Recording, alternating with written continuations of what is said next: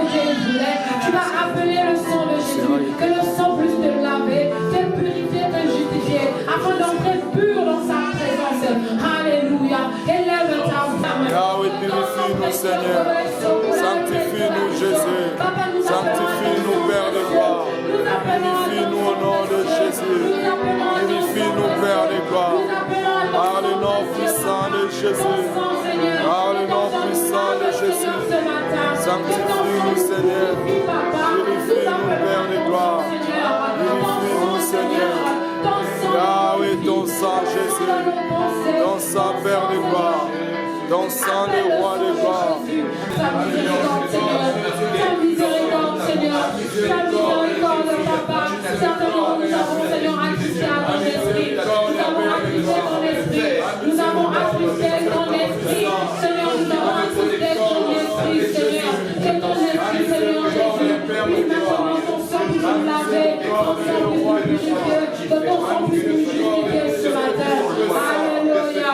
Nous appelons, Seigneur, Papa, ton sang. Que ton sang nous lave, Papa. Ton sang, Papa. Ton sang, Kolo. Makilanayo. Makilanayo. Makilanayo. Et purifier nous son Kolo. Et justifier nous son Kolo. Papa, Seigneur, Makilanayo. Makilanayo, Kolo. Que ton esprit descende ce matin. Descende et agis, Papa. Que ton esprit descende et agis. Que ton esprit vienne former les nous. Alléluia.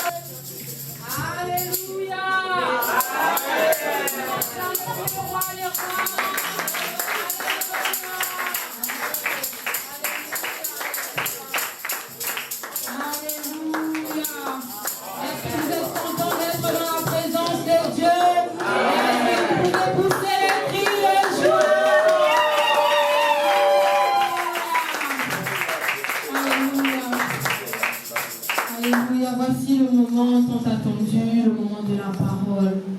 Alléluia. Tu vas encore répondre ton cœur devant sa face. Tu vas adorer ton Dieu.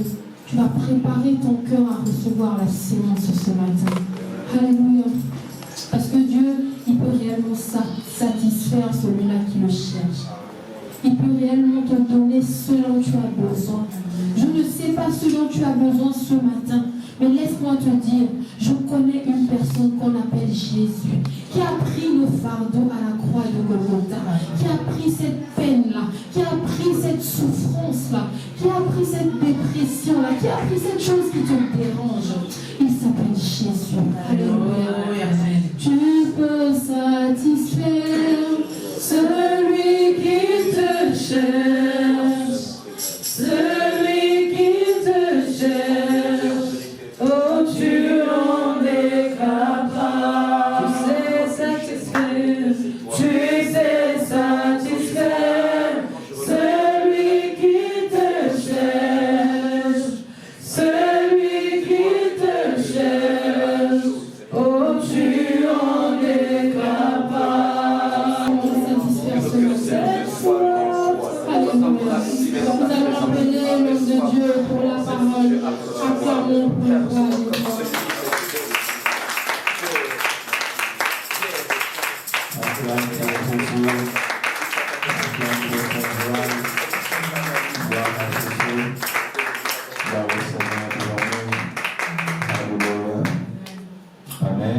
Amen. Seigneur nous bénisse. Amen. Pour prendre place. On acclame pour les chants, pour ce beau travail. Est-ce qu'on peut chanter? Gloire à Jésus. On va s'appliquer à commencer tôt, à continuer tôt, à finir tôt, pour encourager nos bien-aimés à venir à l'heure, pour avoir des surprises. Mais le thème de ce matin, c'est laisser les enfants et ne les empêchez pas de venir à moi. Amen. Ne les empêchez pas. C'est de ce que nous allons parler ce matin par la grâce de Dieu. Parce que les enfants aussi, à plusieurs dimensions, c'est vrai qu'ici on illustre les enfants physiques, mais nous comprenons aussi que tous nous sommes enfants de Dieu. Il y a quelqu'un qui n'est pas enfant de Dieu ici. En général, avant d'être archibishop, avant d'être apôtre, on est d'abord enfant de Dieu. Alléluia. Donc nous voyons que tous ensemble nous sommes enfants de Dieu et on ne doit pas s'empêcher à venir dans la présence de l'Éternel notre Dieu. Alors je vous encourage à nous lever pour lire la parole de l'Éternel dans Matthieu chapitre 19. Je lis la parole au nom de Jésus. Amen. Alors des gens qui lui amenèrent des petits enfants afin qu'il pose les mains sur eux et prie pour eux. Mais les disciples leur firent des reproches. Jésus dit, laissez les petits enfants, ne les empêchez pas de venir à moi, car le royaume des cieux est pour ceux qui leur ressemblent. Amen. Amen. Amen. Amen. Continuons. Il posa les mains sur eux et partit de là. Amen. Parole Merci. du Seigneur. Amen. On peut prendre place en acclamant la parole de Dieu. Amen.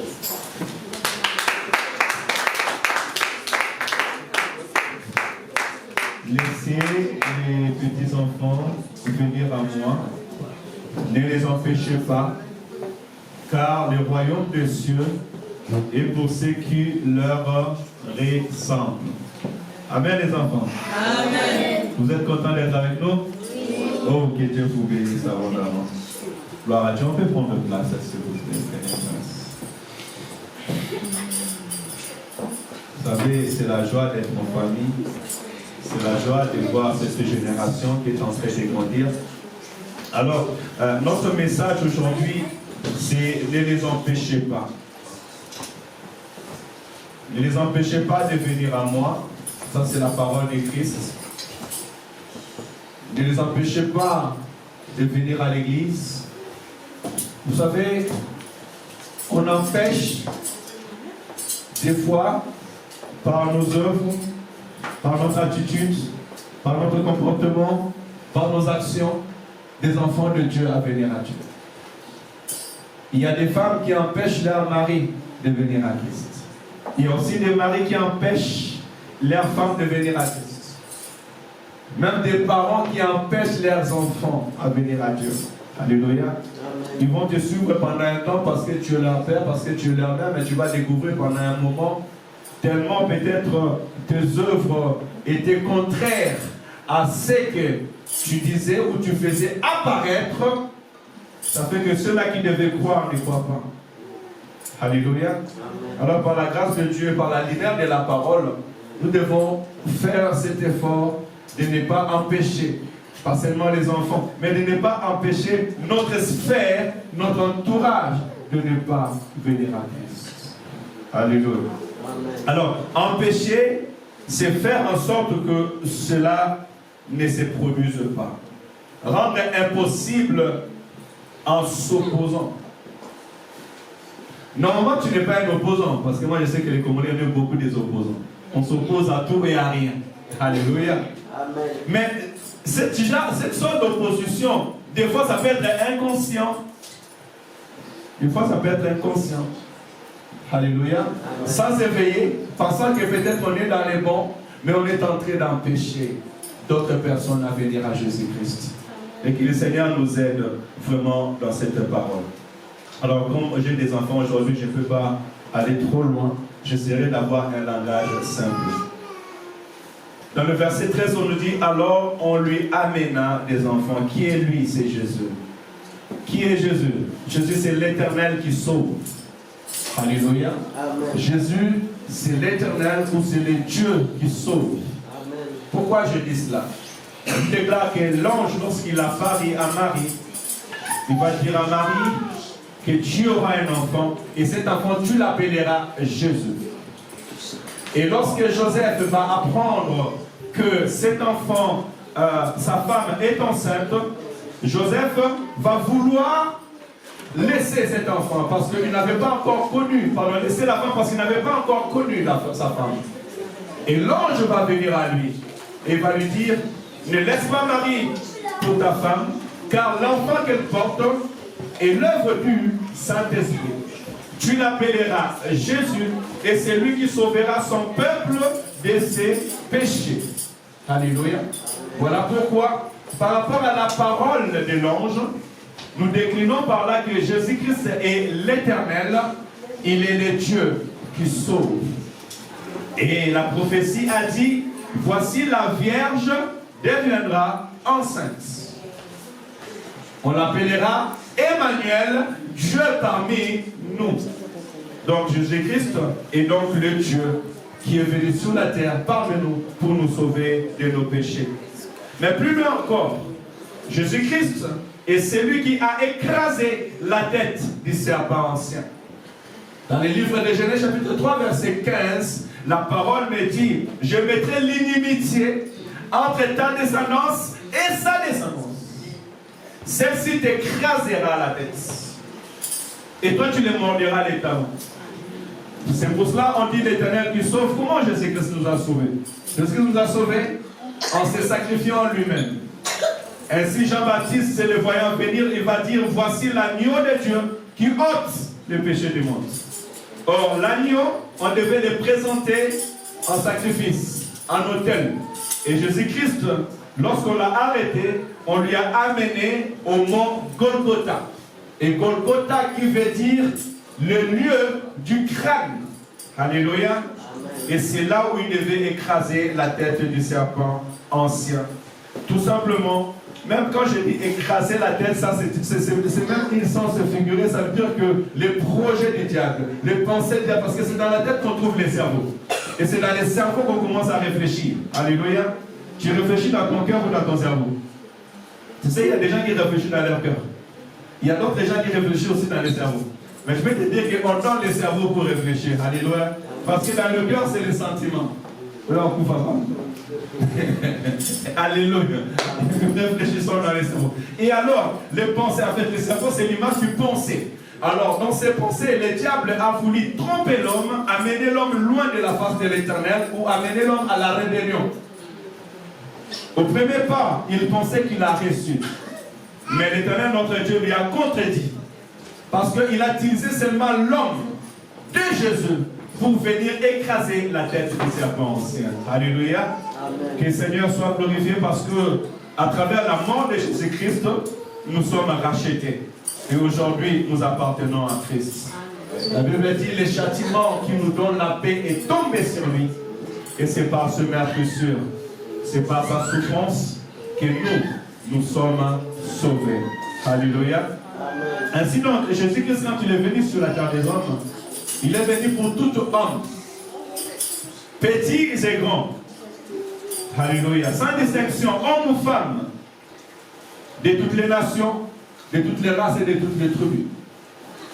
Ainsi, ici, je dirais même Jean 3,16, la parole me dit, car Dieu a tant aimé le monde qu'il a donné son Fils unique, afin que quiconque croit en lui ne périsse point, mais qu'il ait la vie éternelle. Je veux dire à quelqu'un ce matin que Dieu t'aime. Alléluia. Et il t'aime encore. Alléluia. Peu importe les vents et marées, peu importe les circonstances, Jésus-Christ t'aime. Tu as encore dit prix à ses yeux. La Bible déclare que tu es le prunelle de mes yeux. Alléluia. C'est lui qui veut t'attaquer, il ne t'attaque pas. En réalité, il attaque à Jésus. Je suis arrivé sur le chemin de Maïs. Dans le chemin de Maïs, pardon, dans le chemin de Damas, Saoul était en train de partir pour persécuter l'église. Mais sur son chemin, il a croisé l'homme de Jésus. Alléluia. Un géant garçon.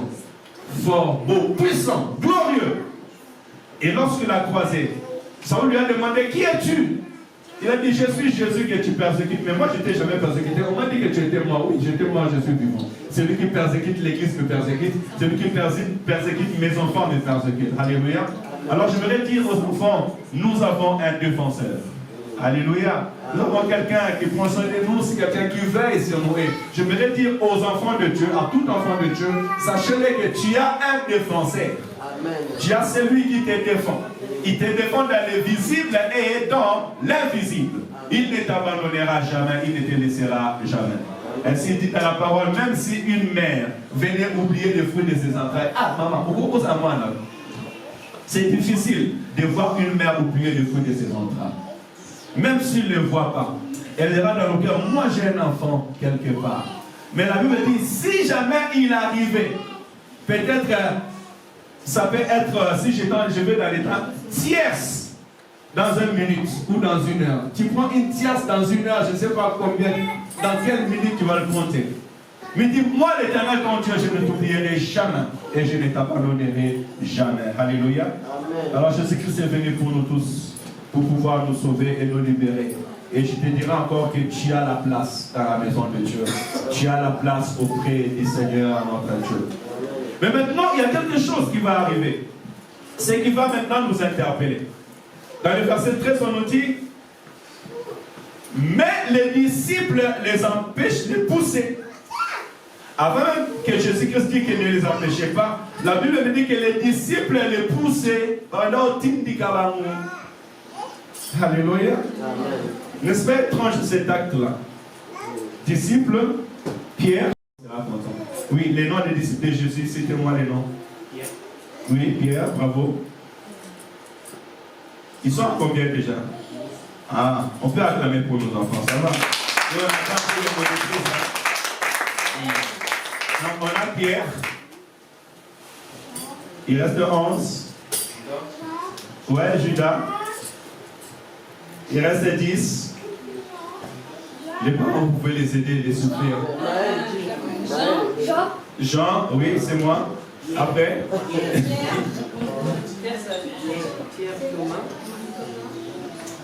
Non, Jean-Baptiste n'est pas ici. Thomas, oui. Attention, quel Thomas? Il ne faut pas dire Thomas Pierre parce qu'on a déjà dit Judas. Hein? Thomas l'Iscariote, mais c'est Judas. Judas l'Iscariote, on appelle aussi Thomas, donc c'est pareil. Barthélemy, Gilles, Adriana, Mathieu, bravo. On s'arrête là, on va continuer la prédication. C'est très bien, nos enfants.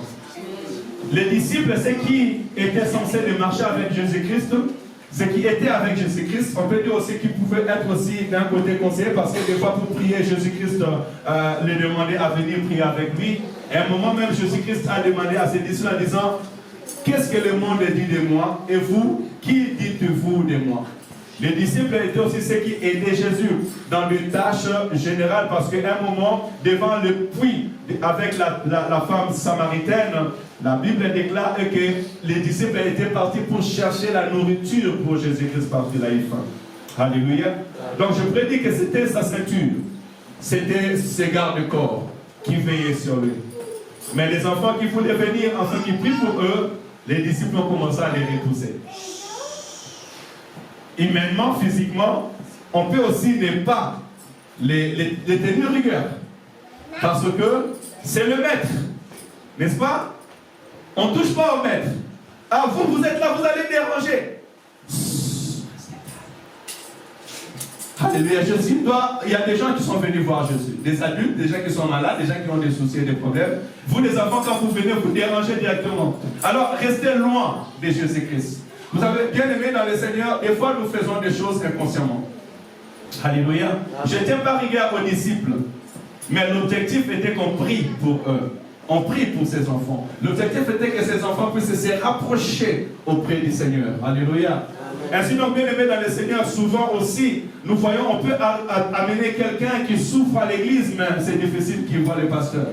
Alléluia. Amen. On accueille un frère parce qu'il est mal habillé, on va lui mettre loin là-bas, et parce qu'il a le costume, il a des lunettes, vraiment il est beau et belle, on va lui mettre devant. Alléluia. Des fois aussi, Dieu veut nous visiter, mais on ne sait pas le temps de la visitation de Dieu. Parce qu'on a imaginé Dieu dans un sens que nous pensons. On doit donc veiller sur ça, cela est très important. Alors je dirais à quelqu'un, ne repoussez pas les enfants. Et je prendrai les enfants dans toutes ces dimensions. Mais comment il nous arrive de repousser des personnes? Dans Matthieu chapitre 5, on peut les lire. Matthieu chapitre 5, verset 16, ou bien 14 à 16. Maman Minou, s'il te plaît.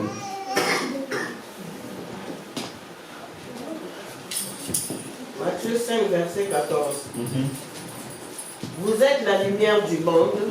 Une ville située sur une montagne ne peut pas être cachée. Amen. Oui, jusqu'à 16. Et on n'allume pas non plus une lampe pour la mettre sous un seau. Mais on la met sur son support et elle éclaire tous ceux qui sont dans la maison. Amen. Que de la même manière, votre lumière brille devant les hommes, afin qu'ils voient votre belle manière d'agir et qu'ainsi ils célèbrent la gloire de votre Père céleste. Amen. Parole de l'Éternel. Amen. Merci pour tous ceux qui ont honoré la parole de Dieu. Il y a une très belle réflexion ici dans la parole.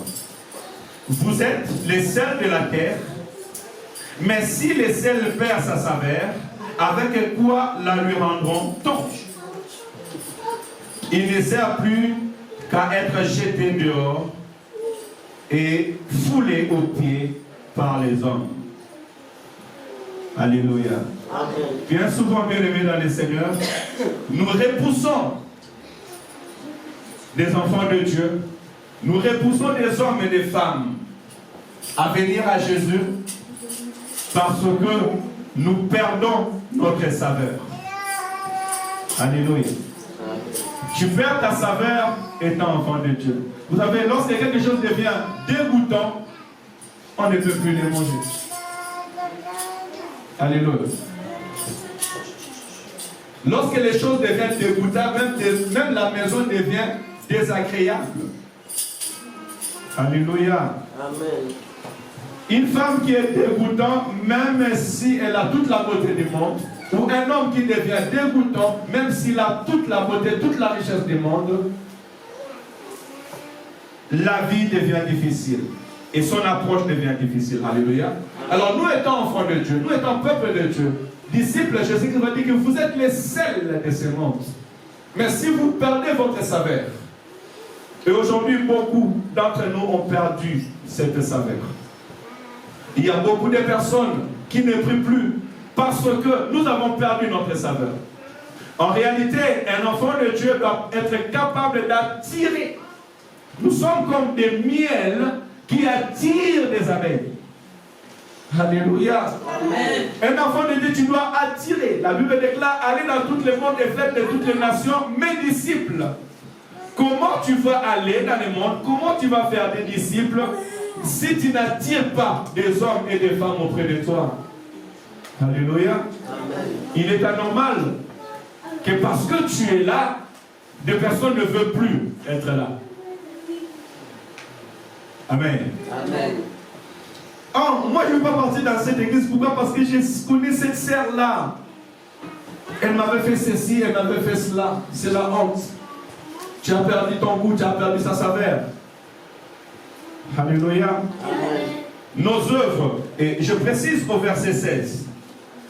Dans le verset 16, la Bible nous dit, nous sommes en Matthieu chapitre 5, que votre lumière luit ainsi devant les mondes, afin qu'ils voient vos bonnes œuvres et qu'ils glorifient votre Père qui est dans les cieux. Ce qui nous fait, ou ce qui fait repousser des enfants de Dieu proches de nous, ce sont nos œuvres. Et la Bible nous encourage à avoir des bonnes œuvres. Alléluia. Amen. C'est les bonnes œuvres qui attirera des hommes et des femmes tout autour de nous. Et c'est les mauvaises œuvres qui repoussera des enfants de Dieu, loin de Papa de Dieu. Alléluia. Donc il ne suffit pas seulement de prier, il ne suffit pas seulement de connaître la parole de Dieu, parce que je peux connaître toute la parole de Dieu. Mais si j'ai de mauvaises œuvres, si je n'ai pas de bonnes œuvres, tu vas me fuir. Alléluia. Parce qu'à un moment donné, ce sont des œuvres qui parlent plus que tous les mots qu'on dit. On reconnaît une arbre par ses fruits. On reconnaît une arbre par ses fruits. Oh, mais tu donnes des oranges, c'est impossible. Alléluia. Donc on nous reconnaîtra aussi par nos fruits. Or, nos fruits, c'est nos œuvres. Les fruits, c'est ce qui produit une plante. Et Christ nous dira qu'on vous reconnaîtra, vous les reconnaîtrez par leurs fruits. Alors nous devons très faire attention à nos fruits, ce que nous reproduisons. Maman, méchant. Alléluia, méchant. Il comprenez méchant. Méchant. Tu ne peux pas parler des faces dans la paix, dans la joie. Alléluia. Tu viens à l'église, tu es enfant de Dieu, mais à la maison, on ne te reconnaît pas. Ton mari ne prie pas, mais il ne te reconnaît pas. Ta femme ne prie pas, mais il ne te reconnaît pas. Même si ta femme ne prie, ton mari prie, mais à la maison, on ne te reconnaît pas. Au boulot, on ne te reconnaît pas. Dans la ville, on ne te reconnaît pas. Lui aussi, il prie avec vous là-bas. Parce qu'à l'église, tu es une personne, mais à l'extérieur, tu es une autre personne. Mais comment tu veux que ce que tu as avec eux à l'extérieur puisse venir à Christ? Alléluia. Amen. Nous sommes tous les porteurs de la bonne nouvelle. Il y a seulement quelqu'un qui a dit Amen, elle a dit Amen. Petit Béatrice. Nous sommes tous les porteurs de la bonne nouvelle. Amen. Nous sommes tous les disciples du Seigneur. Amen. Même les fous de Gadara qui étaient remplis des esprits mauvais, lorsqu'il était guéri, Jésus-Christ lui a dit, va vers tes siens, va auprès de ta famille et dites-leur ce que l'Éternel a fait pour toi. Amen. Tu dois être capable de dire ce que l'Éternel a fait pour toi. Donc nous sommes tous les porteurs de la bonne nouvelle. Alors pour porter la bonne nouvelle, non seulement nous devons dire que nous sommes chrétiens, mais nos œuvres aussi doivent être porteurs de la bonne nouvelle. Jésus-Christ a dit, si vous ne croyez pas en moi, croyez au moins aux œuvres que le Père fait à travers moi. Si les gens ne croient pas en toi, ils doivent croire au moins à tes œuvres. Alléluia. Amen. Parce qu'à un moment, ce n'est pas la peine de parler. Il faut convaincre. Amen. Alléluia. Il faut convaincre. La conviction, c'est là où ça devient le problème. Et on peut convaincre par les actes et par les œuvres. Ainsi donc, je voulais marteler un petit peu sur le point des disciples. Un disciple, on les reconnaît par les bonnes œuvres. Alléluia. Et la Bible me dit, montre-moi ta foi et moi je te montrerai les œuvres. Et croyez-moi, nous gagnerons les âmes, nous gagnerons les enfants de Dieu lorsque nos œuvres, nos bonnes œuvres vont commencer à crier. En fait, cette lumière-là, parce que la conclusion nous montre un petit peu tout le cœur du développement. Si Jésus-Christ va dire que vous êtes le sel de ce monde et que vous êtes la lumière de la terre, et il va le conclure en disant que vos œuvres soient vues de tous, ça veut dire que nous allons briller par nos œuvres. Alléluia. Tu vas prier par tes œuvres. Tu vas prier par l'amour que tu es en train de donner aux autres. Tu vas prier par le bon exemple que tu es en train de donner aux autres. Tu vas prier par ton comportement que tu es en train de donner aux autres. On a plaidé pour la vie de Tabitha. Pourquoi? Parce qu'ils ont vu les bonnes œuvres que Tabitha a fait. Alléluia. Amen. Tu prieras par tes bonnes œuvres. Ne vous demandez pas seulement à gêner, à prier. Mais aussi que nos œuvres puissent accompagner notre foi en Jésus-Christ. Nous allons parler maintenant des enfants. Et ça sera là où nous allons chuter. La Bible dit que ne les empêchez pas. Je suis au verset 14. Matthieu 19, au verset 14, il dit, et Jésus dit, laissez les enfants ou les petits enfants et ne les empêchez pas de venir à moi. Car le royaume des cieux est pour ceux qui leur ressemblent. Ça veut dire que nous, qui sommes citoyens du royaume, nous devons ressembler à ces enfants.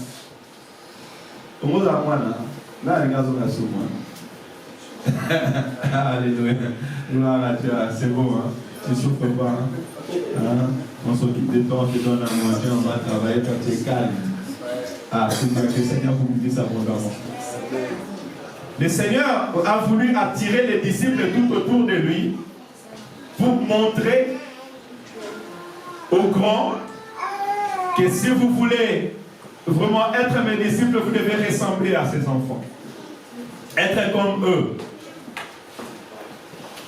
Mais malheureusement, la nature fait qu'ils sont petits, demain ils deviendront grands. Mais on doit les ressembler. Ça veut dire qu'on doit tirer conseil, on doit tirer référence à la vie des enfants. J'ai noté quelque chose avant de nous donner des versets bibliques. Un enfant, c'est un jeune être humain en cours de développement et dépend de ses parents ou des autres adultes. J'ai choisi un peu cette définition. Un jeune être humain en cours de développement. Un enfant grandit. Alléluia. Quand on voit l'enfant, à travers l'enfant, on voit aussi la croissance. C'est ça aussi que nous devons attirer. Dans ta vie, on doit aussi voir la croissance dans la vie chrétienne, citoyen du royaume. Amen. Amen. Amen. La croissance dans la vie chrétienne. Tu ne priais pas, tu commences à prier. Tu ne lisais pas la Bible, tu commences à lire la Bible. Tu ne servais pas l'Éternel, tu commences à servir l'Éternel. Ce que tu n'étais pas capable de le faire, tu arrives à le faire. Normalement, Dieu a déjà tout placé pour le faire. Alléluia. Vous savez, lorsque ma cadette, elle a eu vers le 7 mois, 8 mois, je la voyais debout et je la disais, marche, marche, marche. Si elle veut se mettre à 4 pas, je dis, non, elle n'était même pas à 4 pas, marche. Mais les jours qu'elle a commencé à marcher tout seul, même moi, ça m'a étonné. Alléluia. Amen. Des fois, on veut faire vite. Or, Dieu a préparé les temps pour toutes choses. Amen. Alléluia. Amen. Dans la croissance, il y a des choses que Dieu a préparées d'avance, que toi, tu ne vas pas forcer. Mais cela arrivera. Amen. Mais ce qui sera anormal, c'est que tu ne grandis pas. Tu restes le même, tu restes statique. Tu ne peux pas venir à l'église de Dieu, dans la maison du Seigneur, et rester le même. Tu ne changes pas, tu deviens rabbi. Hein? Mais attention, rabbi ne change pas dans une puissance dans l'éternité, parce qu'il est le même hier, aujourd'hui, éternellement, il est Dieu. Mais dans la puissance et dans l'univers. Mais sur la terre des hommes, il faut qu'on puisse constater que Dieu a changé. Tes péchés chéris, tu dois pouvoir l'abandonner. L'alcool, tu dois pouvoir avoir la force de ne plus tomber dans l'alcool. L'adultère, les mensonges. Tu aimais aller en boîte de nuit, mais parce que tu es venu en Christ, tu n'as plus le temps de dormir à 5 h du matin, le samedi soir, mais tu dois dormir plutôt, prier pour l'église, afin d'être culte. Alléluia. Servir Dieu, tu n'es pas sérieux, deviens sérieux. C'est ça, j'appelle la croissance, les changements. On doit avoir un changement dans ta vie. Vous avez l'enfant, aussi longtemps qu'elle est petite, qu'il est petit, il va avoir certains comportements, certaines réactions. Je regardais encore sur les réseaux, je voyais un jeune qui est en train de... Il chante en pleurant. Vous avez vu ça? Je ne sais pas si quelqu'un a vu. Il y a un jeune qui chante en pleurant. Il fait semblant de pouvoir pleurer. Alléluia. Et j'ai vite compris qu'il voulait peut-être donner le langage de l'enfant. L'enfant, quand il veut demander quelque chose, il pleure. Parce qu'il ne sait pas encore pleurer, il veut attirer l'attention. Et la fin, elle commence à pleurer. Mais il arrivera un moment où elle va arrêter de pleurer, mais elle va commencer à parler. Alléluia. Nous aussi, tu dois, par la grâce de Dieu, étant enfant de Dieu, aller dans un stade où on commence à voir maintenant que ma fille, mon fils, mon frère, ma soeur commencent à prendre la maturité. Commencent à comprendre les choses de Dieu. Janvier, tu veux venir à l'église en retard. Décembre, tu viens encore à l'église en retard. Je suis désolé. Alléluia. On doit t'appeler à janvier, viens à l'église, et en décembre, on t'appelle encore de venir à l'église. Non. Chacun de nous doit prendre conscience du temps. Doit prendre conscience de l'heure. On va dire à Jésus-Christ, mais les disciples des gens jeûnent. Les pharisiens jeûnent. Et toi, pourquoi tes disciples ne jeûnent pas? Je suis pas avertir. Est-ce qu'on va priver les amis de l'époux de manger, de boire pendant que l'époux est avec eux? Bientôt, on arrachera l'époux et ils vont jeûner, ils vont prier. Donc, pendant qu'ils marchaient avec Jésus-Christ, les disciples pouvaient bénéficier de cette grâce, bénéficier de cette gloire et contempler le miracle. Mais pour chasser les démons, Jésus-Christ va leur dire, ces sortes des esprits ne sortent que par des jeûnes et des prières. Donc vous devez avoir un temps de jeûner et de prier, afin de faire ce que le maître est en train de faire.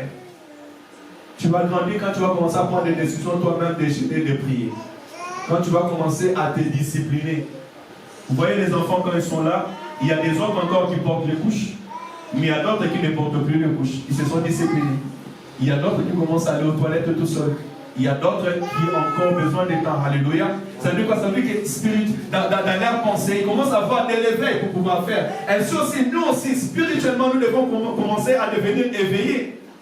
Atteindre un niveau de savoir que ce que je fais ne rend pas gloire à Dieu et ce que je suis en train de faire peut rendre gloire à l'éternel Dieu. Alléluia. Amen. Que le Seigneur bénisse sa parole. Amen. Jean chapitre 1. Maintenant, on va aller voir qui est un enfant. Jean chapitre 1, 12, 14, la Bible dit, à tous ceux qui l'ont reçu, à tous ceux qui ont cru en son nom, il leur a donné le pouvoir de devenir enfants de Dieu. Alléluia. Amen. Donc nous sommes tous des enfants parce que nous avons reçu Jésus-Christ comme Sauveur et Seigneur. Tu es là, non? Amen. Enfant de Dieu, tu es là. Amen. Gloire à Jésus. Donc, être enfant de Dieu, il n'y a pas d'âge. Abraham, tu es enfant de Dieu. Alléluia. Maman, tu es enfant de Dieu parce que tu as reçu Jésus comme Sauveur et Seigneur. Cela est très capital et très important. Allons-y dans 1 Jean, chapitre 4, verset 4. 1 Jean, chapitre 4, verset 4. Ceux qui ont des smartphones peuvent nous aider à gagner du temps.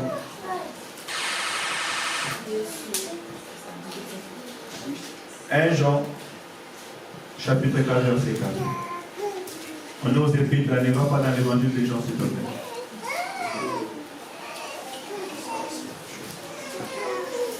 Maman Marita, souvent, s'il te plaît. 1 Jean 4, 4.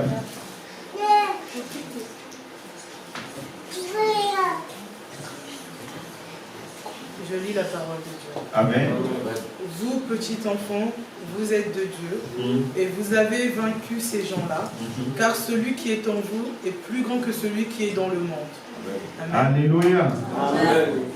Enfants, vous êtes de Dieu, Vous allez ensemble, car celui qui est en vous est plus grand et plus puissant que celui qui est dans le monde. Alléluia. Amen. Donc ça veut dire que tous ceux qui ont reçu Jésus-Christ comme Sauveur et Seigneur sont des petits enfants. Sont des enfants dans le Seigneur. Alors je dirais, mon frère, ma soeur, ne repousse pas ton frère et soeur de venir à Jésus. Au jour d'aujourd'hui, ton comportement peut faire de sorte que ton frère ou ta soeur qui est à tes côtés, qui venait à Jésus, qui venait prier, abandonne de venir à Jésus, de venir prier. Amen, amen. Amen. Combien de gens ont fait fuir des autres frères et sœurs à l'église? À cause de comportement, à cause d'attitude, à cause de paroles. Alléluia. Amen. Donc en réalité, ces petits enfants aussi qu'on nous donne, ce n'est pas seulement ça, mais c'est tous nous qui avons reçu Jésus-Christ comme Sauveur et Seigneur. Des fois, nous faisons des barrières pour que d'autres personnes ne bénéficient pas de la grâce de Dieu, de la bénédiction de Dieu. Alléluia. Amen. Alors je dirais à quelqu'un, laisse faire l'Esprit de l'Éternel en toi. Amen. Que Dieu prenne la place, que Dieu domine, que Dieu contrôle toutes choses dans ta vie. Parce que la Bible dit que celui qui est en vous est plus puissant, il est plus glorieux que celui qui est dans le monde. Amen. Alors je suis en train de voir que ne privilégiez pas le monde, parce que souvent c'est lorsque nous privilégions le monde, lorsque nos propres intérêts, nos propres égos vont au-delà de l'intérêt de Christ, c'est là maintenant qu'on commence à repousser les autres. Non, frère, c'est dans le Seigneur. Alléluia. Il ne doit pas avoir de courses au milieu de vous. Même si tu es en train de prêcher ma foute et tout tanga, tu es enfant de Dieu. Amen. Alléluia. Amen. Peu importe la dimension que l'Éternel te montre, tu es enfant de Dieu.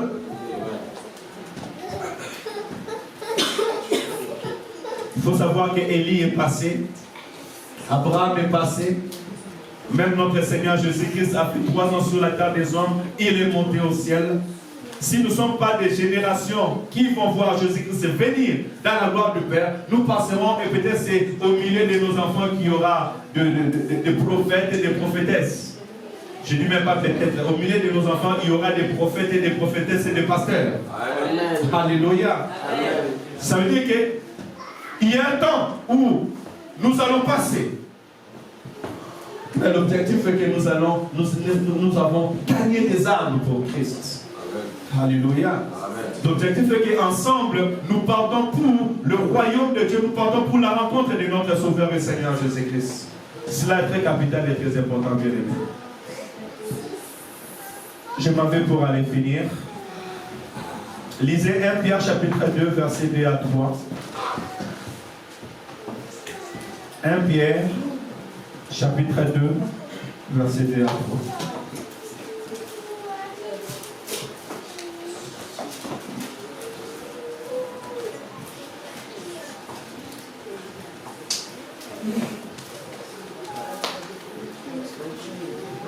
Merci de lire, s'il vous plaît, Église. Je lis la parole au nom de Jésus. Amen. Et comme des enfants nouveau-nés, désirez le lait pur de la parole. Ainsi, grâce à lui, vous grandirez pour le salut. Amen. Amen. Merci de faire du sport. Que Dieu vous bénisse à votre nom. Amen. Gloire à Dieu. Alléluia.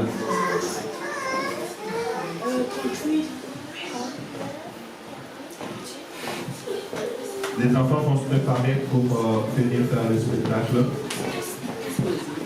C'est une réflexion que nous allons donner aux parents et nous prions que le Seigneur nous aide à travers cela. Désirez, comme des enfants nouveau-nés, le lait spirituel et pur, afin que par lui vous croissiez pour le salut. Vous savez, les enfants, surtout les enfants nouveau-nés, elles ont besoin du lait. Amen. Et le lait maternel est très important pour leur croissance. À travers du lait, les os se renforcent, leur corps, leurs muscles, leur développement est en train de se renforcer à travers le lait. Et pendant un certain âge, les enfants continuent à prendre du lait même s'ils sont en train de manger. Et nous avons remarqué que même les adultes aussi continuent à prendre du lait même s'ils sont devenus grands. Vous savez, il y avait une petite réflexion, les buveurs du lait ont compris. Il y avait une petite réflexion et que nous buvons le lait de vache. N'est-ce pas? On boit du lait de vache. Qui n'a pas bu de lait de vache ici? Mais la réflexion, c'était que les vaches, normalement, lorsqu'ils donnent du lait à ces veaux, ils donnent du lait pour que les veaux développent à 350 kg. Et les vaches ne continuent pas à donner de lait à son enfant, je pense, dans 3 mois, max 3-4 mois, c'est fini. Les veaux ont déjà grandi et puis ils s'arrêtent. Mais nous continuons à boire du lait jusqu'à je ne sais pas à quel âge. Alléluia. Amen. Trop de protéines, c'est ça aussi, il faut faire attention de ce que nous mangeons, buvons. Mais je prends l'image de cela parce que comme la Bible donne la parole de Dieu comme l'image du lait spirituel, je veux dire que nous avons besoin de la parole de Dieu. Alléluia. Amen. Quand tu viens à Christ, que le Seigneur nous aide même à établir, je pense, dès la rentrée, ces plans d'études bibliques aussi, d'accompagner nos frères et sœurs qui ont reçu le baptême, qui sont venus à Jésus-Christ. Quand quelqu'un vient à Christ, si tu veux grandir, si tu veux être en bonne santé spirituelle, tu dois prendre le temps de lire la parole de Dieu, acquérir la connaissance. Aujourd'hui, beaucoup ne lisent pas la parole de Dieu. La Bible que nous avons, la plupart d'entre nous ici, vous l'ouvrez seulement les dimanches. Et encore si vous avez la Bible, parce qu'aujourd'hui on a les téléphones. On a les smartphones aujourd'hui. Mais même ta Bible, le smartphone, tu ne l'ouvres pas. Comment tu veux grandir? Comment tu veux grandir? S'il vous plaît, aidez-moi, on va m'arracher les micros. Comment tu veux grandir? Alléluia, Église. Amen. Comment tu dois... Quand je dis grandir, c'est augmenter la connaissance. Grandir, c'est commencer à juger toi-même. C'est ça grandir en spirituel, dans le spirituel. Commencer à juger toi-même, ce qui est bien, ce qui est mal. Commencer à avoir horreur du péché. Commencer à connaître ton Dieu. On connaît Dieu dans la parole. Parce que Dieu est derrière sa parole pour l'accomplir. Amen. Vous savez, on doit être comme des enfants. Ça veut dire qu'à un moment, si tu ne lis pas la parole de Dieu, tu dois pleurer. Tu dois avoir cette vive désir de lire la parole de l'Éternel. Il n'y a pas un moyen de connaître Dieu si ce n'est par la parole. Tout ce que je vous dis a son source, a sa base dans la parole de Dieu. Amen. Et on connaît un enfant de Dieu qui a grandi à travers ses œuvres qui vont refléter la parole de l'Éternel. Quand tu lis la parole de l'Éternel, tu vas commencer à parler comme un Christ. Tes réponses seront comme la parole de l'Éternel, selon la pensée de Dieu. Alléluia. Tes actes seront comme la parole de l'Éternel, ce qui est acquis. Et c'est à cette dimension qu'on verra vraiment qu'il y a la croissance dans ta vie. Alléluia. Donc pour conclure, je dirais désirer comme les spirituels la parole de Dieu afin que nous croissions pour le salut. Amen. Amen. Que le Seigneur nous bénisse abondamment. Et tant que nos enfants se préparent, on pourra s'élever pour prier. Pour prier pour nos enfants. Gloire à Jésus. Et bon, nous allons prier.